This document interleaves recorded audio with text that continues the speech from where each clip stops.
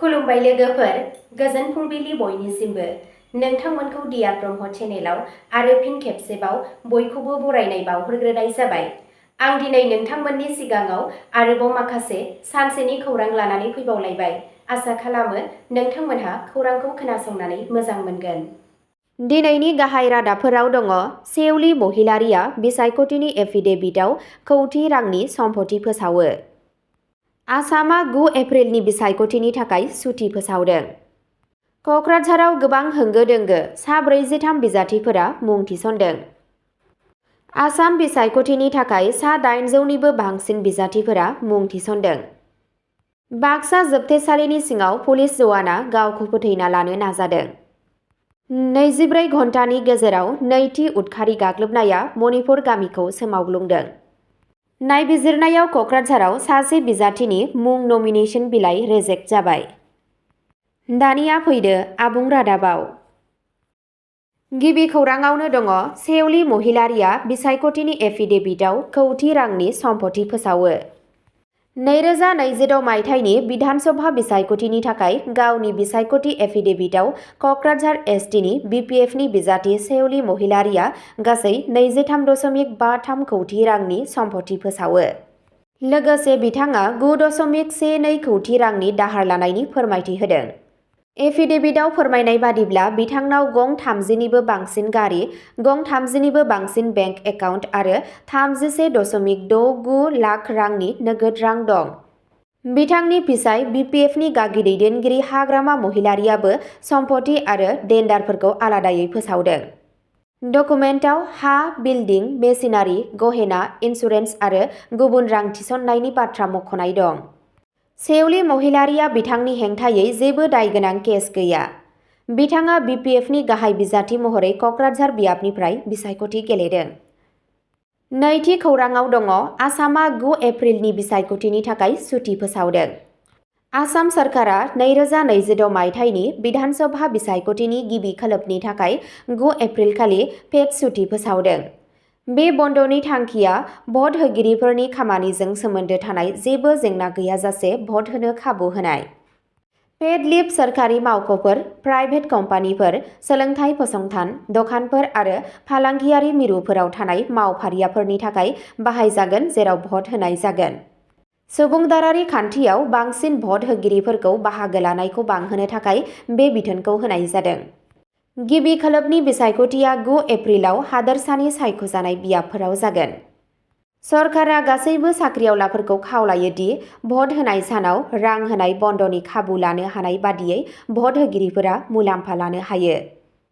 थामथि खौराङाव दङ क'क्राझाराव गोबां होंगो-दोंगो, सा 43 बिजाथिफोरा मुं थिसनदों।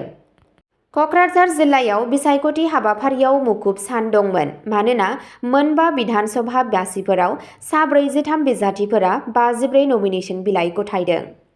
मुं थिसननायनि गोबां अनजिमाया फैबाय थानाय बिधानसभा बिसायख'थिनि सिगां राजखान्थियारि खामानिया बांनायनि इसारा होदों।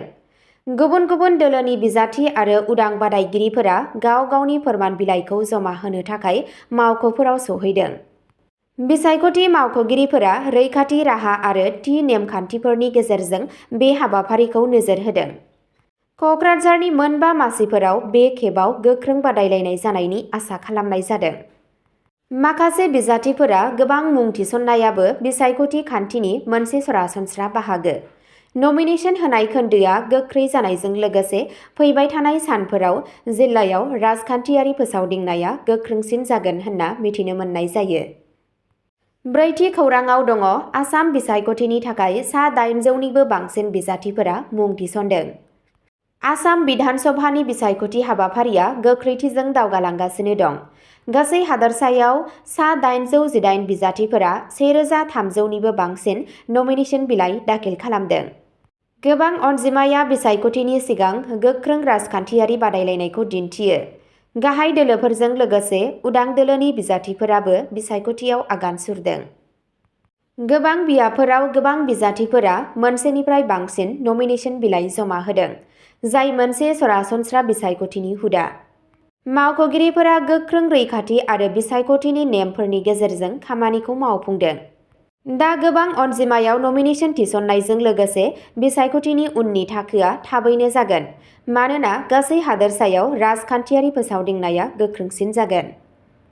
बाथि खौराङाव दङ बाक्सा जोबथेसालिनि सिङाव पुलिस जवाना गावखौ फोथैना लानो नाजादों। आसामनि बाक्सा जोबथेसालिनिफ्राय मोनसे सोमोनांथाव जाथाय जादों, जेराव सासे पुलिस जवाना गावनि सार्भिस हाथियारखौ बाहायनानै गावनि जिउखौ फोजोबनो नाजादों। खौरां मोननाय बादिब्ला बे जाथाया जोबथेसालिनि सिङाव गिखांनाय सोमजिहोदों। नाजानायनि उनाव जवानखौ थाबैनो देहा फाहामथायनि थाखाय लांनाय जायो। बिथांनि हालोदखौ दासिमबो आबुङै रोखा खालामनाय जायाखै। पुलिस आरो जोबथेसालिनि बिबानगिरिफोरा जाथायनि जाहोनखौ मिथिनो थाखाय नायबिजिरनायखौ जागायदों। बे केसआ रैखाथि हान्जाफोरनि गोसोआरि नारसिननाय आरो खामानि मावनायनि थासारिनि सायाव जिंगा सिखांनाय सोमजिहोदों। नायबिजिरनाया सोलिगासिनो। द'थि खौराङाव दङ 24 घन्टानि गेजेराव नैथि उदखारिनि गाग्लोबनाया मणिपुर गामिखौ सोमावग्लुंदों। मणिपुरनि मोनसे गामियाव 24 घन्टानि गेजेराव नैथि खेबनि थाखाय उदखारिफोरा गाग्लोबदों, जायनि जाहोनाव थागिबिफोरनि गेजेराव गिनाय आरो गिखांनाय सोमजिदों। खौरां मोननाय बादिब्ला हाथियार लानानै गाग्लोबग्राफोरा फिन बे जायगायाव गाग्लोबफिनदों, जायनि जाहोनाव गामिनि सुबुंफोरा सांग्रां थानो गोनां जादों। खनले हिंसाया ओनसोलाव रैखाथिनि सायाव गोख्रों जिंगा सिखांहोदों। खौरां मोननाय बादिब्ला बे गिख्रंथाव गाग्लोबनायनि उनाव जायगानि सुबुंफोरा गिनाय जादों, मानोना दुंहाव थासारिया बांलांगासिनो दं। रैखाथि हान्जाफोरा गामि आरो बेनि खाथि-खाला सांग्रांथिखौ बांहोदों आरो थासारिखौ मोजाङै नोजोर होगासिनो दं। गोबां हिंसाखौ होबथानो थाखाय बिबानगिरिफोरा आरोबाव राहा लागोन होनना मिजिंथिनाय जादों। स्निथि खौराङाव दङ नायबिजिरनायाव कक्राझाराव सासे बिजाथिनि मुं नमिनेशन बिलाइ रिजेक्ट जाबाय। विधानसभा बिसायख'थिनि सिगां कक्राझार जिल्लायाव नायबिजिरनायाव मोनसे नमिनेशन बिलाइखौ नेवसिनाय जादों। बिसायख'थि मावख'गिरिफोरा बिजाथिफोरा होनाय नमिनेशन बिलाइफोरखौ नायबिजिरो आरो मोनसे लेखा बिलाइखौ आयेन बेरेखा नुनो मोनो। नेवसिजानायनि जाहोना फोरमान खालामनाय समाव मोननाय जेंनाफोरजों सोमोन्दो गोनांमोन। गासै फोरमान बिलाइफोरा थार आरो आबुं जानायखौ थि खालामनो थाखाय नमिनेशन बिलाइफोरखौ नायबिजिरनाया बिसायख'थि बिखान्थिनि मोनसे सरासनस्रा आगान। बे नेवसिनायनि उनाव आद्रा थानाय गनायजाथाव बिजाथिफोरा बिधानसभानि बिसायख'थिनि बादायलायनायाव थाबाय थागोन। भट होनायनि सिगां कक्राझार आरो ओनसोलनि गुबुन गुबुन बाहागोफोराव राजखान्थियारि हाबाफारिया बांबोगासिनो दं। बे समावनो बे जाथाया जादों। मावख'गिरिफोरा बिसायख'थि आय'गजों थि खालामनाय नेम बादियै बिसायख'थि हाबाफारिखौ सोलिगासिनो दं। अब्ला दिनैनि खौराङा एसेनोसै। नोंथांमोनहा सानफ्रोमबो फुंबिलि समाव बेबादिनो गोदान खौरांनि आपडेट मोननो थाखाय चेनेलखौ साबस्क्राइब खालामनानै लादो आरो खौरांखौ खोनासंनानै मोजां मोनोब्ला अन्नानै लाइक, शेयार आरो कमेन्टबो खालामनानै होलांब्लानो जाबाय। गोजोन्थों।